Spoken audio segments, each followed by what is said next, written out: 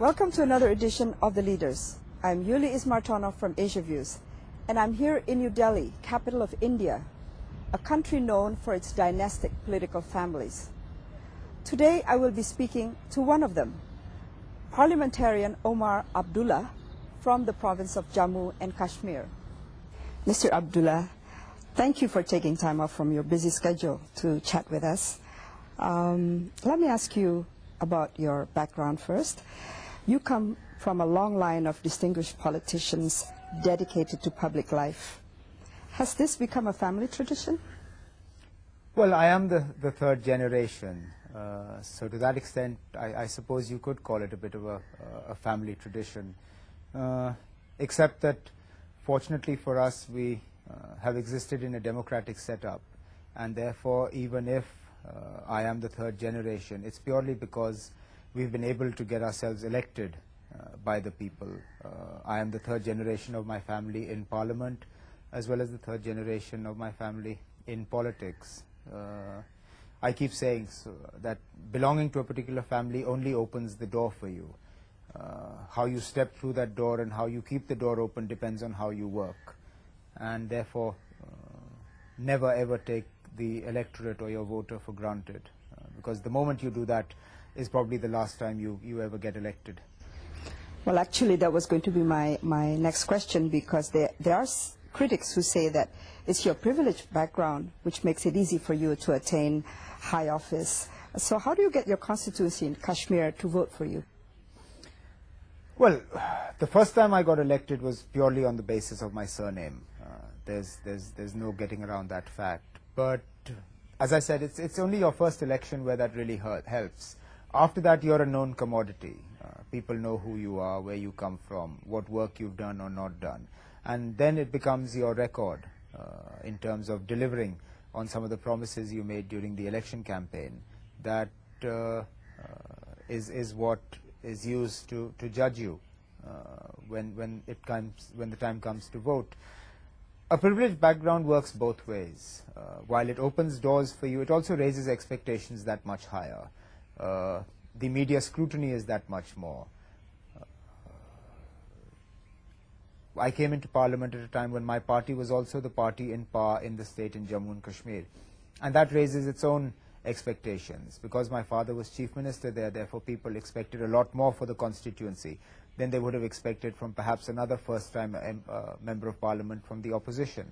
So balancing the advantages that you get from the sort of background I have with the disadvantages is also a bit of a struggle. And what is it that you're promising to the people in Kashmir, your constituencies? Honesty, more than anything else. I've tried my best not to promise more than I can deliver. It's cost me in terms of the elections, particularly in 2002 when we were fighting the state assembly elections. I was up against a party that was promising 2 government jobs for every household in the state of Jammu and Kashmir, and there was no way I could match that because I knew it wasn't possible. But unfortunately, it seems elections are based on promises such as these, which I wasn't willing to make. Along with that, balanced development. I carry no baggage in terms of whether it be baggage about one region or another, one community or another, one caste or another. For me, my job is to develop my constituency regardless of whether that household voted for me or not. And I've tried, I spent 3 years as a minister in the government of India. I tried using that time to get some large projects approved for my constituency as well. And so far my electorate has voted me back to parliament. I hope that trend continues. But Kashmir is a kind of a special place. It suffers from security problems now and then. What are the specific problems that you are doing for your constituency? I think to say now and then would be to be really kind to the situation. We've had a now and then that's gone on for almost 17 years of actual violence on the ground, and the uncertainty has been there since 1947. Again, the only thing you can do is to try and tell people exactly the way you see it. I mean, I could have promised independence to Jammu and Kashmir as well. I could have promised that Jammu and Kashmir will become a part of Pakistan, and perhaps in Kashmir, less of my party colleagues would have died. If I'd done that, I wouldn't have faced the sort of threats to my life that I do if I'd taken that line. But I know that to be incorrect. I know that will not happen. I know Jammu and Kashmir will neither be independent nor will it be a part of Pakistan. What Jammu and Kashmir will get, or at least this part of Jammu and Kashmir, will be within the Constitution of India, will be a greater devolution of power, will be a greater say in the utilization of its own resources, but not more than that. And therefore, that's what I've been trying to tell people ever since I've come into politics, is that, look, I know that it's easy to get swept up on emotional slogans, but Jammu and Kashmir is not going to be solved just because somebody has coined an emotional slogan. It's going to be solved based on hard realities. And that truth is beginning to show now. I mean, when you have General Pervez Musharraf coming up and saying that Pakistan will give up its claim to Kashmir, and Pakistan will never accept an independent Kashmir as long as India accepts certain conditions, I begin to realize that perhaps, yes, I was right in telling people this 16 years ago, as opposed to trying to tell them today. You're optimistic then that full-fledged tourism will come back to Kashmir?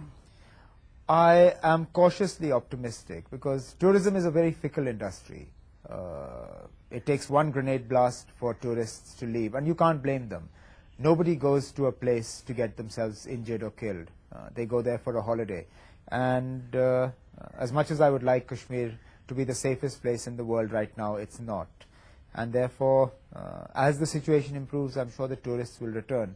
But as last year showed us, or not last year, sorry, this last tourist season, this summer, unfortunately somebody decided that tourists were legitimate targets and actually went out and attacked them. And that has caused us a great deal of problem.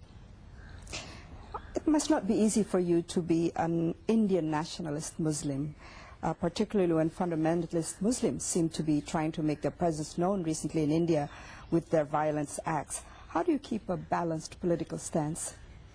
Well, fortunately, Jammu and Kashmir, and particularly the Kashmir Valley, has never really taken to fundamentalist Islam. The Islam in Jammu and Kashmir has been modeled very much on the Sufiana Islam that came from Central Asia.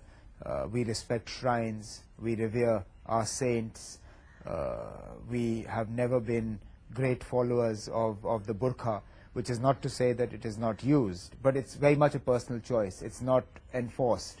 And every time somebody tries to enforce a burqa code, it fails because the people will not have their beliefs dictated to them. They will take whatever beliefs they want. There has been some effort made in the last 17 years to alter this character of Jammu and Kashmir and to make Kashmiri Islam more fundamentalist. But so far the majority of people have resisted. Kashmir lives largely in the villages, and I don't think there is much place in rural Kashmir for fundamentalist Islam.